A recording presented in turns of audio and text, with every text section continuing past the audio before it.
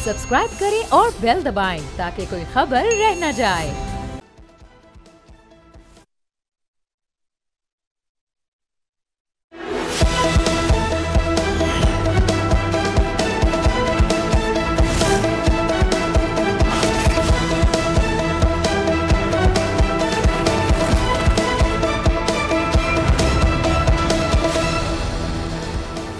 अस्सलाम वालेकुम। प्रोग्राम में खुशामदीद। मैं हूँ अफसा कोमल। पंजाब में आने वाले तारीखी सैलाब ने एक तरफ लाखों एकड़ पर जो फसलें थी उनको तबाह किया, तो दूसरी तरफ सैलाबी पानी सूबे भर में मौजूद गंदम के बड़े स्टॉक को भी बहा ले गया है, जिसके बाद अब मुल्क में ग़िज़ाई किल्लत का शदीद खदशा बढ़ता जा रहा है। आम किसानों के साथ साथ पंजाब हुकूमत के गंदम का जो बड़ा ज़ख़ीरा था वो भी हुकाम की गफलत और लापरवाही की वजह से सैलाब की नज़र हो गया, जिसकी तस्दीक आज पंजाब की वज़ीर इत्तलात अज़मा बुखारी ने की है। उन्होंने बताया खानेवाल के एक गोदाम में पंजाब हुकूमत की गंदम स्टोर की गई थी, मगर सैलाब से पहले उसे महफूज मकाम पर मुंतकिल न किया गया और सारी गंदम बह गई।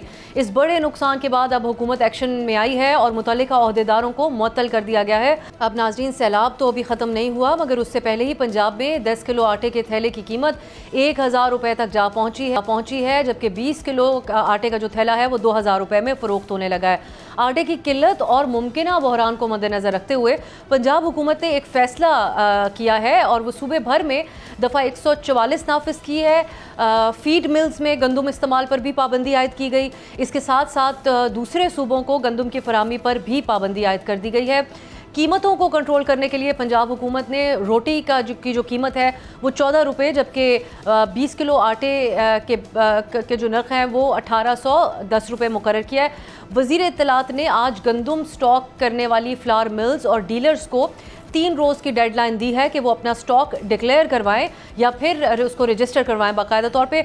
सूबाई हुकूमत के जो फैसले हैं इसके ऊपर रद्द अमल आ रहा है, फ्लावर मिल्स एसोसिएशन का भी और नान बाई एसोसिएशन का भी, और शदीद एक रद्द अमल है। Pakistan flour mills association Sindh के चेयरमैन अब्दुल अजीज़ जुनेद ने इस फैसले पर तनकीद की और कहा कि हुकूमत पंजाब ने अचानक गंदम की बैन सूबाई नकलो हमल पर जो पाबंदी आयद की है, इससे न सिर्फ सिंध और बलूचिस्तान बल्कि खैबर पख्तूनख्वा में भी गंदम का एक मसनूई बहरान पैदा हुआ है, बल्कि पंजाब में भी उन्होंने कहा कि कीमतें मसनूई तौर पर बढ़ी हैं। नान बाई एसोसिएशन का रद्द अमल भी आया है और उन्होंने आटे की कीमतों में इजाफे के बाद हुकूमत ने जो प्राइस मुकर्रर की है रोटी के फ़रोख्त करने के हवाले से, उस पर फ़रोख्त करने से इनकार कर दिया है। और आज लाहौर में एक अहम मुशावरती इजलास भी इस सिलसिले में किया गया है। प्रोग्राम में आगाज़ में हम इस सारी सूरत हाल पर तफसीली तौर पर बात करेंगे। इसके लिए हमारे साथ पाकिस्तान फ्लावर मिल्स एसोसिएशन और नान बाई एसोसिएशन के नुमाइंदगान होंगे, जिनसे हम ये जानने की कोशिश करेंगे कि क्या वाकई इस वक्त मुल्क में गंदम का एक बहरान मौजूद है या ये इसको मसनूई बहरान कहा जा सकता है जिसके ज़रिए कीमतें बढ़ाई जा रही हैं, और क्या सैलाब की वजह से आने वाले दिनों में गंदम इंपोर्ट करने की भी ज़रूरत पेश आ सकती है। इस मामले पे बात करने के लिए हमारे साथ मौजूद हैं group leader Pakistan flour mills association Asim Raza साहब, और हमें ज्वाइन कर रहे हैं वहीद अब्बासी साहब जो कि सीनियर नायब सदर हैं मुत्तहिदा नान रोटी एसोसिएशन लाहौर के। बहुत बहुत शुक्रिया आसिम साहब आपके वक्त के लिए। पहले तो यही बात आपसे जानना चाहेंगे कि ये आज जो एक बहरान है, इसको मसनूई बहरान कहा जाए, इसको एक हकीकी बहरान कहा जाए, लेकिन इनकॉम्पिटेंस की वजह से या वो जिसको खुद हुकूमत पंजाब तस्लीम कर रही है कि यहाँ पर खामियाँ हुई, इन लोगों के ख़िलाफ़ हम कार्रवाई करेंगे, इसको आप कैसे एक्सप्लेन करेंगे? देखिए, गुजारिश ये है कि अगर इस दफ़ा प्रोक्योरमेंट के टाइम पे जब नई फसल आई तो देखिए तो गवर्नमेंट ने डीरेगुलेट कर दिया गंदम के सेक्टर को और इसको आज़ाद छोड़ दिया कि कोई आदमी भी गंदम ले सकता है, स्टॉक कर सकता है, और गंदम की प्राइसेस ना सरकारी तौर पर दी गई जो काश्तकार को नॉर्मली अगर आप देखिए तो दी जाती थी सपोर्ट प्राइस के, इससे कम गंदम का रेट नहीं होगा। ये दूसरा साल था कि पंजाब हुकूमत ने खरीदारी नहीं की और पहला साल था पास्को का कि पास्को ने खरीदारी नहीं की और सिंध गवर्नमेंट ने भी खरीदारी दफ़ा नहीं की। तो यही वजह थी कि जब नई फसल आई तो प्राइसेस ओपन मार्केट के अंदर गंदम की खासी नीचे चली गई। उससे पहले 2800 रुपये का 20 किलो का थैला बिक रहा था और वो आपने थैला देखा कि डाउन नीचे आ गया और उसकी प्राइसेस 1300-1400 रुपये एक्स मिल और उसकी रिटेल 1400 लेके 1500 रुपये तक ओवरऑल पाकिस्तान में होती रही। ये वजह थी डीरेगुलेशन। अब नॉर्मल नॉर्म्स हैं और कारोबार का असूल है कि जब कोई नई फसल आती है तो उसकी प्राइसेस नीचे जाती हैं, जैसे ही मार्केट ड्राई होती है तो प्राइसेस ऊपर जाना शुरू होती अब जब मार्केट ड्राई होना शुरू हुई तो प्राइसेस ऊपर गई। उसमें सबसे बड़ा फैक्टर हमारी वीट के हवाले से वो फीड मिल्स की कंजम्पशन थी, अपनी फीड के अंदर वीट की कंजम्पशन कंज्यूम करने की। ये हमने आगाह भी किया गवर्नमेंट को कि इस टाइम फीड मिल्स जो सी हैं वो गंदम का इस्तेमाल कर रही हैं, चूँकि मकई की प्राइसेस खासी ज़्यादा है। नॉर्मल टाइम्स के अंदर मकई जो सी है वो गंदम से सस्ती रहती थी और उनका फोकस भी मकई के ऊपर रहता था फीड मिल्स का। लेकिन पहली दफ़ा है कि इतनी कम प्राइसेस हो गई गंदम की के मकई से नीचे चली गई, और यही वजह थी कि फीड मिल्स में इसकी कंजम्पशन हुई और 1.5 से 2 लाख टन जो महीने के तौर पे महीने के अंदर इसकी कंजम्पशन फीड मिल्स में शुरू हो गई। अच्छा, अब जिस टाइम पे ये प्राइसेस राइज की तो उस टाइम पे एक पैनिक की सूरत नहीं थी, ये सूरत बनी उस टाइम पे जिस टाइम पे बैनुल सूबाई पाबंदी का निफाज किया गया आज से 12 दिन पहले। ठीक है। लास्ट थर्सडे को हुकूमत पंजाब की तरफ से बैनुल सूबाई जो मूवमेंट है उसको रोका गया, और फिर हमने देखा कि 5-6 दिनों के अंदर 1200 रुपये मन का इजाफा है।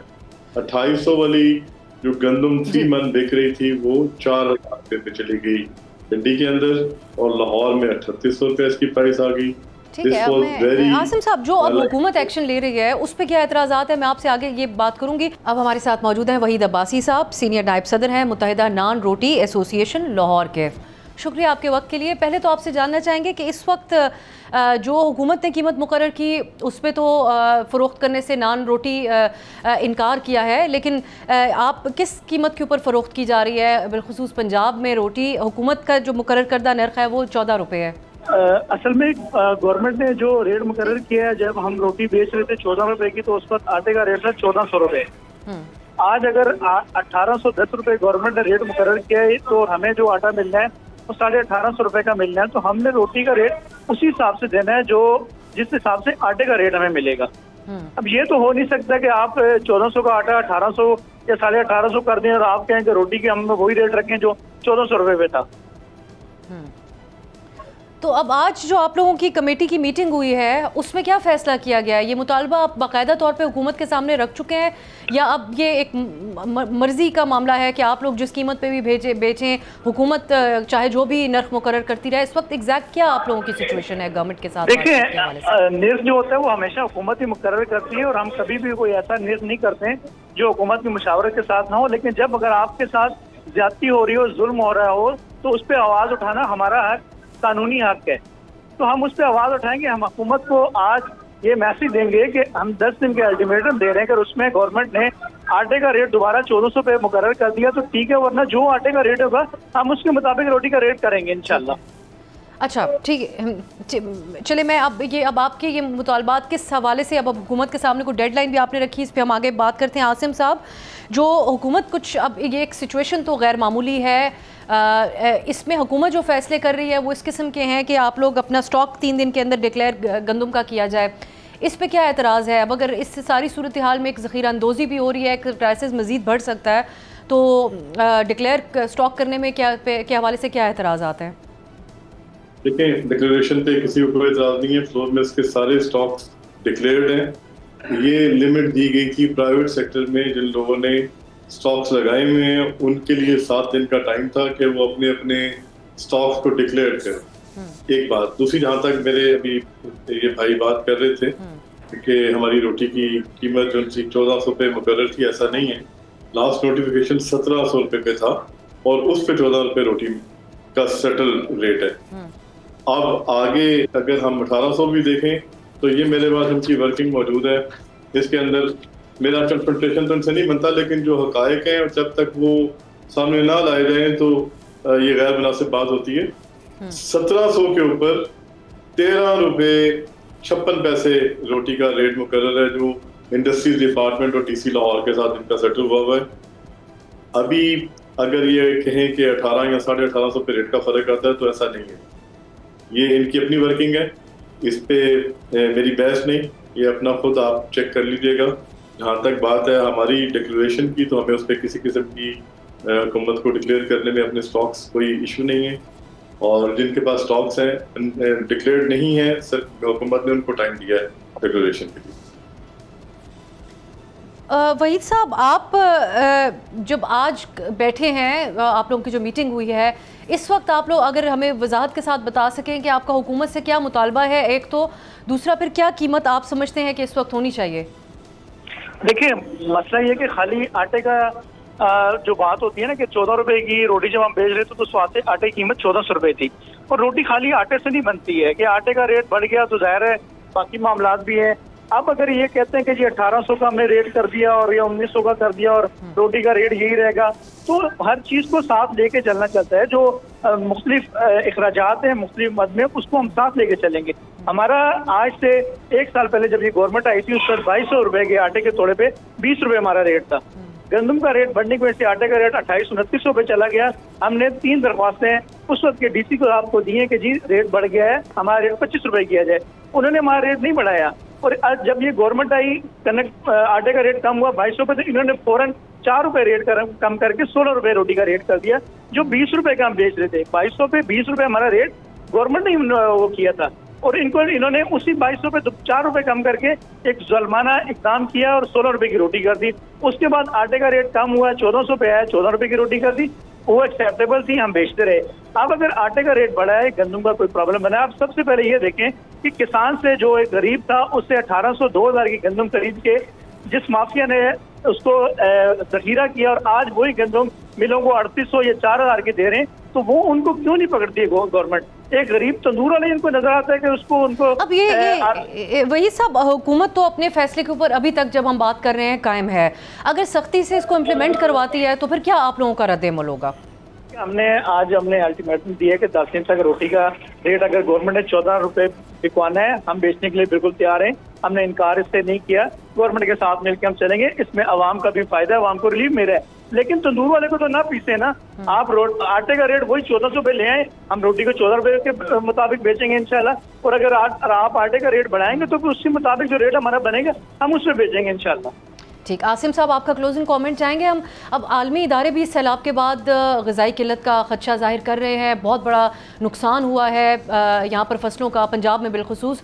और अब जो क्राइसिस की एक गंदम की सूरत हाल है, हम आने वाले दिनों में गंदम इम्पोर्ट करने की हुकूमत को ज़रूरत पेश आ सकती है? इस टाइम पे जब हमारी क्रॉप, उस टाइम पे 49 लाख टन हमारे पास कैरी फॉरवर्ड था। Passco, food department Punjab, food department Sindh और KPK का मिला के 49 लाख टन के स्टॉक्स हमारे पास थे कैरी फॉरवर्ड में और नई फसल आई। हमारे मुल्क के अंदर अपनी ज़रूरत के मुताबिक गंदम पूरी है। अगर हम फूड सिक्योरिटी की बात करें तो फूड सिक्योरिटी के अंदर अगर हमें चाहिए हो तो हमें मंगवानी पड़ेगी। अदरवाइज आज भी जो खानेवाल का आपने जिक्र किया उसमें 2000 टन का जो है वहाँ पे स्टॉक था, 20,000 बोरी थी, 2000 टन था, उसका ज़िया हुआ। उसमें से भी कितनी ख़राब होगी, कितनी बच जाएगी, ये अलग बात है। लेकिन वो कोई इतनी बड़ी क्वांटिटी नहीं थी जिससे हम ये कह सकें कि हमारे पास कोई ऐसा शॉर्टेज का या कोई इस सैलाब की वजह से कोई प्रॉब्लम है। जी, बहुत शुक्रिया आसिम रज़ा साहब। जी, आसिम रज़ा साहब और इस प्रोग्राम में शरीक हुए। नाज़रीन, आपने तफसीली तौर पे मौक़िफ़ सुन लिया है नान रोटी एसोसिएशन का भी और जो फ्लावर मिल्स एसोसिएशन है उनका भी। ये एक क्राइसिस की सूरत हाल है। अब हमें देखना होगा कि हुकूमत पंजाब की इस मामले को किस तरीके से आगे लेकर बढ़ती है। एक ब्रेक की तरफ जाते हैं, वापस आकर मुल्क की सियासी सूरत हाल पर बात करेंगे। ख़ास तौर पर इस पर बात करेंगे कि क्या वजह है कि अपोजिशन एक और बिलखुसूस PTI एक बयानिया नहीं बना पा रहे हैं। शॉर्ट ब्रेक के बाद इस पर बात होगी।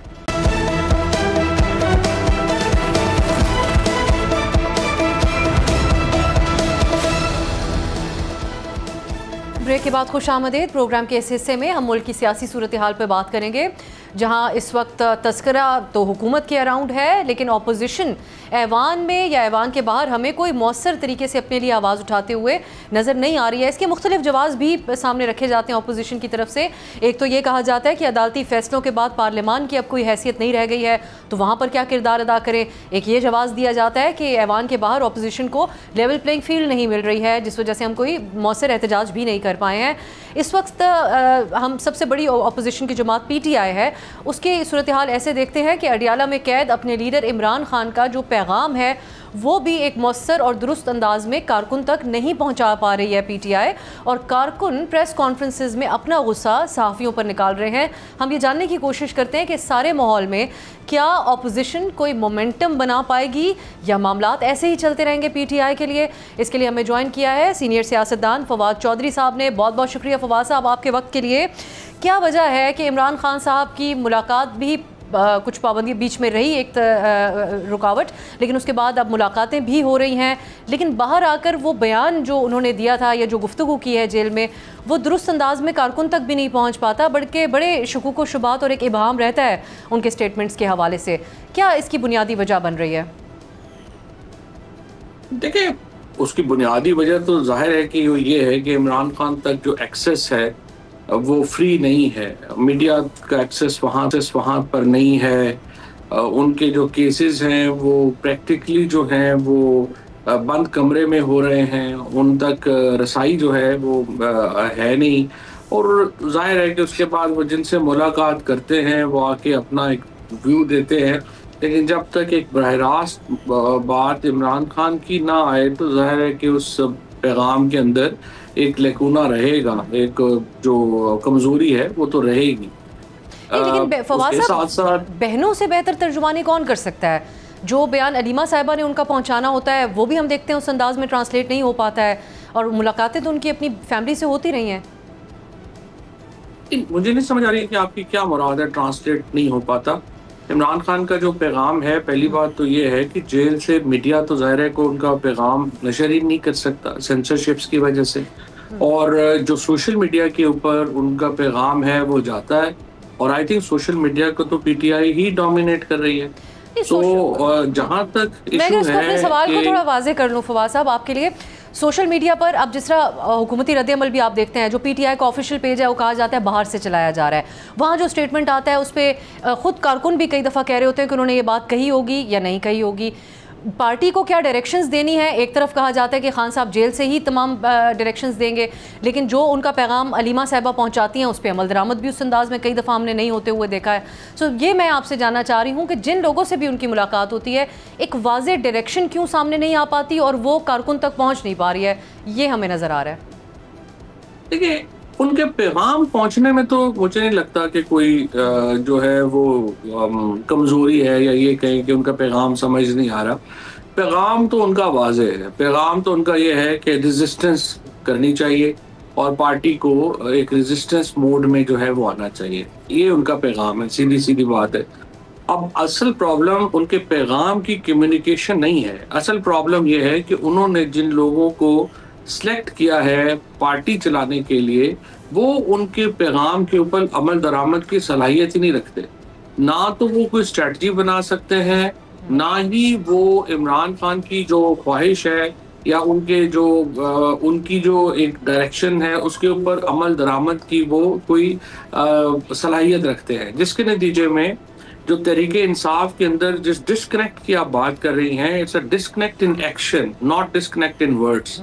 और जो भी इमरान खान ने जिन भी हालात में मामलात में पार्टी को वकला के हवाले किया, जाहिर है कि वो तजुर्बा कामयाब नहीं हुआ, और अब उसके नतीजे में जो नीचे तक की तंजीम है जाहिर है कि वो भी मुतासर हुई है। स्ट्रॉन्ग तंजीम तो हमारे यहाँ पार्टी में वैसे भी रवाज नहीं है रखने का, बनाने का, और पार्टीज जो हैं वो ज़ाहिर पर्सनलाइज्ड होती हैं। और इमरान खान के एक्सेस को ख़त्म करके इस वक्त एस्टैब्लिशमेंट में और इमरान खान ने अपने डिसीजन मेकिंग में एक ही चीज़ जो है वो इंश्योर की है, और वो ये है कि पार्टी की तंजीम ना हो, पार्टी ना हो, काडर ना हो, और वो उसकी वजह से ये डिस्कनेक्ट है कि जो वो कर नहीं पा रहे।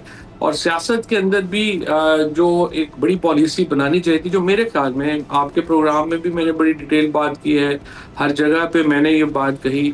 मेरी नज़र में अगर आप इंटरनल पॉलिटिक्स में देखें तो पीटीआई का सबसे बड़ा फेलियर अलायंस ना बना पाना है। जब वो मौलाना फजलुर रहमान को, पीर साहब पगाड़ा को, हाफिज नईम साहब को, दीगर लोग अपोजिशन पार्टीज जो कि हुकूमत के खिलाफ थी, इकट्ठा नहीं कर पाए, तो that was the biggest I would say कि पीटीआई की फ्लॉ थी हिकमत अब एक और चीज़ जो फवाद साहब हमने पिछले कुछ दिनों में देखी है, कुछ ऐसे मामलात होते हैं जिसपे मुखालिफिन भी मुत्तहिद हैं, जैसा कि अलीमा साहिबा के ऊपर अंडे से उस दिन हमला किया गया जब वो प्रेस कॉन्फ्रेंस कर रही थी, लेकिन ख़ुद बुशरा बीबी की बहन सोशल मीडिया पर हैं, उन्होंने जो बयान दिया वो तंज़िया तौर पे उन्होंने बात कही थी कि मामलात को परखना चाहिए, फिर उसके बारे में बात करनी चाहिए। उसको कनेक्ट किया गया कि जैसे उन्होंने इस मामले को स्टेज्ड और ड्रामा करार दिया।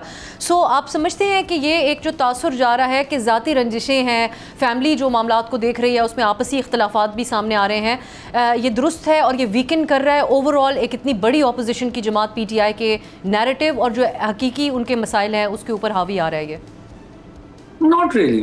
अलीमा खान हो या बुशरा बीबी हो, खानदान में कोई और बंदा हो, पार्टी में कोई और बंदा हो, उनकी देखिए कोई पॉलिटिकल इम्पोर्टेंस नहीं है। उनकी पॉलिटिकल इम्पोर्टेंस सिर्फ यही है कि वो इमरान खान के नाम के ऊपर वो कम्युनिकेट करते हैं। इमरान खान को जिस दिन जो है वो डायरेक्ट कम्युनिकेशन होगी और जो वो कहेंगे वो मामला वैसे ही हल हो जाएगा। और देखिए इमरान खान की मकबूलियत में तो कोई फ़र्क आ नहीं रहा। ये जो सेंटिमेंट है ये तो समझिए ना कि आप जो एग्जीक्यूशन है पार्टी की उसकी या तो हो ना कि कोई ऐसी एग्जीक्यूशन की पॉलिसी पार्टी ने बना ली है जिसके ऊपर इन लड़ाइयों का कोई फर्क पड़ रहा है। पार्टी के पास एग्जीक्यूशन की कोई पॉलिसी ही नहीं है। आप देख ही रहे हैं कि जो इस वक्त लोग जो पार्टी चला रहे हैं उनका तो सच्ची बात यह है कि काउंसलर का लेवल भी नहीं है। तो उन्होंने क्या पॉलिसी बनानी है, क्या चलानी है। इमरान खान की जो मकबूलियत है, जो सेंटिमेंट है इमरान खान के साथ, अगर 65% वोट पड़ा है उन्हें 8 फरवरी को, अब इलेक्शन हो ये 75% पे चला गया है। इमरान खान की मकबूलियत दिन ब दिन बढ़ रही है। उनकी जो पार्टी का काडर है जाहिर है कि वो बैठ रहा है। सो दूसरी तरफ जो हुकूमत है और हमारे जो हुक्मरान हैं उनको समझ ये नहीं आ रही कि आखिर वो क्या करें कि सेंटिमेंट जो है उसको चेंज कर सकें।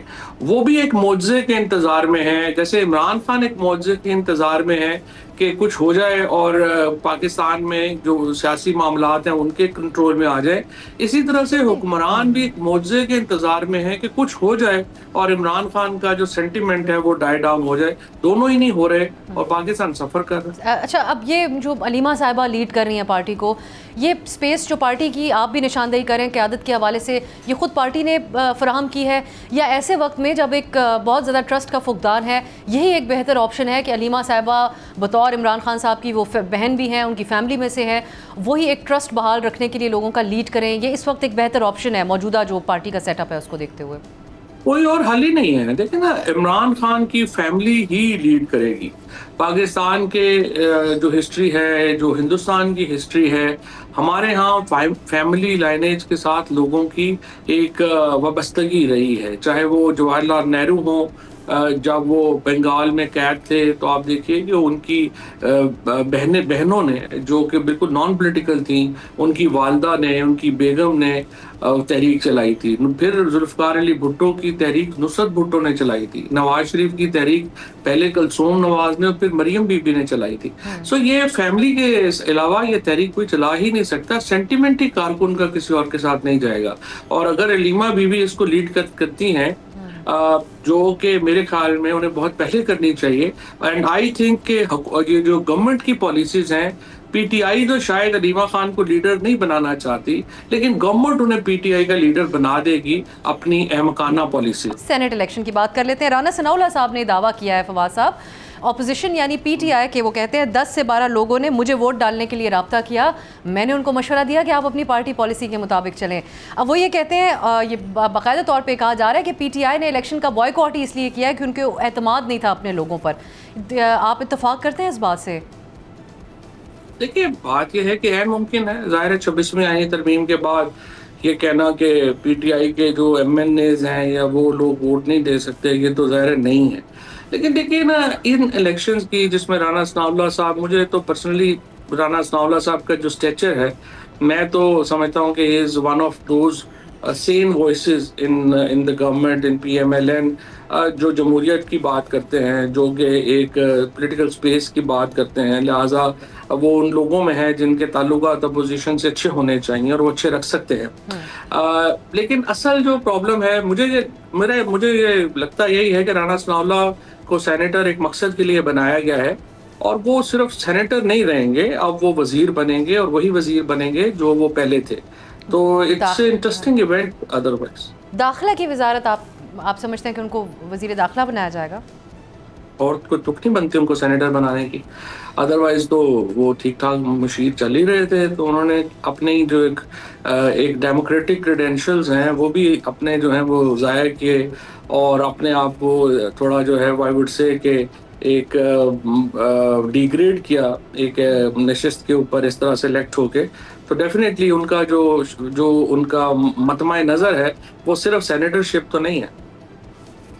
और अली अमीन साहब के हवाले से इमरान खान साहब ने उनका नाम लेकर उन पर अदम एतमाद किया एक तरह से। ये इसकी वजह अली अमीन साहब से जो एक्सपेक्टेड था कि वो इस्टेब्लिशमेंट के साथ बातचीत में कोई रोल इस्टेब्लिशमेंट से पैच अप ना करा पाना गंडापुर साहब की तरफ से इसकी वजह बन रहा है, या जो पार्टी के अंदर या केपी में बिलखुसूस तकसीम है, क्या वजह है कि इमरान खान साहब नाम लेकर उनके हवाले से बात कर रहे हैं? नहीं, अली अमीन गंडापुर साहब देखिए जी, पीटीआई केपी में जीती थी कि हम इमरान खान को रिहा कराएंगे और मैं तो 6-8 महीनों से ये बात कर रहा था कि अगर आप इमरान खान को रिहा नहीं करा पाएंगे आप पॉलिटिकली अपने आप को बहुत नुकसान पहुंचाएंगे। और अनफॉर्चुनेटली वजूहात जो भी हों, अली अमीन गंडापुर जो है वो ये इमरान खान की रिलीज़ में कोई किरदार अदा नहीं कर पाए और उसकी वजह से अब उनकी ज़ात के ऊपर भी तनकीद हो रही है और पार्टी के ऊपर भी तनकीद हो रही है। और जो वोटर है केपी का, जिसने वोट ही सिर्फ इसलिए दिया था कि केपी में हुकूमत इसलिए होनी चाहिए कि इमरान खान की रिलीज़ के लिए हुकूमत इक़दाम करेगी, जब वो देखता है कि ऐसे कोई इक़दाम नहीं हो रहे तो वो फिर मज़ीद नाराज़ हो जाता है। और मेरे ख्याल में अली अमीन गंडापुर साहब का जो चैलेंज है, पॉलिटिकल चैलेंज है, वो और बढ़ता जाएगा। जी, बहुत बहुत शुक्रिया फवाद चौधरी साहब, आप हमारे से। नाज़रीन, मुल्क की सियासी सूरत हाल पे हमने बात की। एक ब्रेक की तरफ जाते हैं। नेपाल में हुकूमत का तख्ता उलट दिया गया है, इसकी क्या तफसील है आपके सामने रखेंगे एक शॉर्ट ब्रेक के बाद।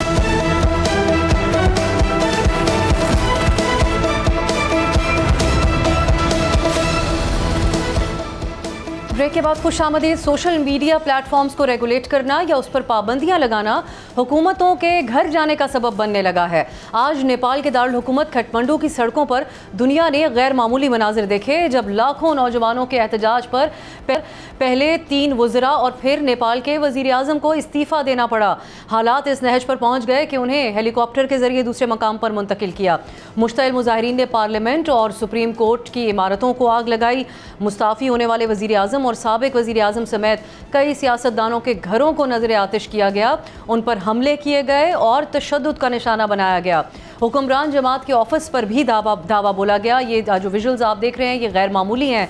इस सारे एहतजाज के दौरान 21 अफराद के मारे जाने की इत्तलात हैं और 100 से ज़ायद ज़ख्मी हैं। इस एहतजाज को नौजवानों ने लीड किया, वो जेनरेशन जो जेनरेशन जी कहलाती है, यानी ऐसी उम्र के नौजवान जो 28 साल से कम उम्र के हैं।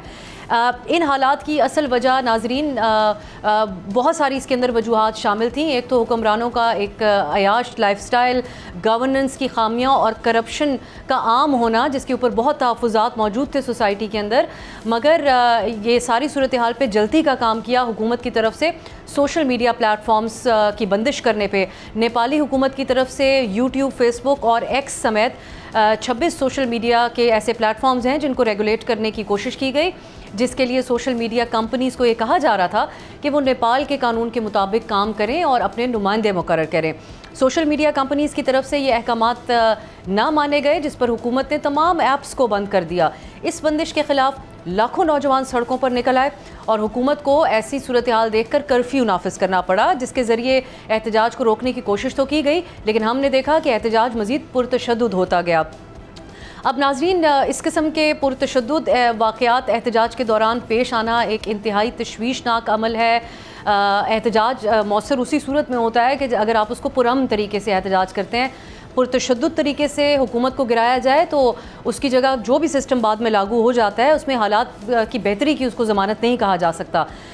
और इसी तरह का तर्ज अमल हम देखते हैं कि रवैयों के हवाले से भी काफ़ी परेशान कुन है, जहाँ आप अपना हक़ मांगने के लिए पुरतशद्दुद रास्ता अपनाते हैं। हम अगर ख़ित्ते की सिर्फ बात करें, जो हमें पैटर्न एक देखने को मिल रहा है वो ये है कि जो तरक्की पजीर ममालिक हैं जैसा कि बांग्लादेश और श्रीलंका, वहाँ पर भी इसी किस्म के कुछ हालात हमने देखे हैं। बात मामूली एहतजाज से शुरू हुई लेकिन हुकूमतों के गिरने पर बात ख़त्म हुई। श्रीलंका में करप्शन के ख़िलाफ़ पुरतशद्दुद एहतजाज हुआ, जिसके बाद हुकूमत का तख्ता उल्टा गया। कुछ अर्सा पहले बांग्लादेश में भी हमने देखा, जहाँ शेख हसीना की हुकूमत पर कोटा सिस्टम और बदउनवानी के इल्ज़ामात थे, वहाँ पर भी मुजाहिरीन ने एहतजाज किया और स्टूडेंट्स का, यंग लोगों का एहतजाज था वो भी, और उसके बाद हुकूमत को घर जाना पड़ा। लेकिन वहाँ पर भी हमने देखा कि एहतजाज पुरतशद्दुद हो गया। अब दुनिया के जो नाज़रीन तरक्की पजीर ममालिक हैं उनमें अक्सर हुकूमतें सोशल मीडिया से कोई एक चैलेंज समझती हैं, हमें कुछ खौफज़दा भी नज़र आती हैं, और इसे रेगुलेट करने के लिए भी मुख्तलिफ़ कवानीन और हरबों का इस्तेमाल किया जाता है, क्योंकि ऐसे ममालिक में आज़ादी इजहार राय का वाहिद एक मौसर प्लेटफॉर्म सोशल मीडिया को समझा जाता है। मगर अब जो हमें पैटर्न नज़र आ रहा है इन ममालिक में रेजिस्टेंस का, उससे नज़र ये आता है कि नौजवान इसको मानने को तैयार नहीं है। ये एक ऐसा no go area social media बनता जा रहा है जिसके साथ ज़रा सी भी आप छेड़छाड़ करेंगे तो एक बड़े सख्त अवामी रद्द-ए-अमल का आपको सामना करना पड़ सकता है, और इसको डायरेक्टली आज़ादी राय के साथ कनेक्ट किया जाता है। अब हुकूमतों के लिए ये एक बहुत बड़ा चैलेंज बन चुका है कि वो सोशल मीडिया प्लेटफॉर्म्स को किस तरह से डील करें, क्योंकि करप्शन के, बदउनवानी के और दीगर इल्ज़ामात तो पहले से ही मौजूद थे, लेकिन नेपाल में इस एहतजाज और हुकूमत का तख्ता उलटे जाने को सोशल मीडिया पे पाबंदी लगाने ने ट्रिगर किया और हालात इस तक पहुँच गए। अब देखते हैं कि क्या तरीक़ाकार अपनाया जाएगा मुख्तलिफ़ ममालिक की तरफ से, ताकि इजहार राय पर भी कोई कदगन ना लगे, और जो disinformation, miss information social media पे है, जो दूसरे लोगों को या सोसाइटी को या सोशल फैब्रिक हो या फिर नेशनल सिक्योरिटी, उसको चैलेंज किया जाता है सोशल मीडिया के ज़रिए, उसके ऊपर तो पाबंदी हो, वो चीज़ें तो देखी जाए, लेकिन आज़ादी राय के ऊपर कोई कदगन ना हो। आज के लिए इतना ही, इजाज़त दीजिए, खुदा हाफिज़।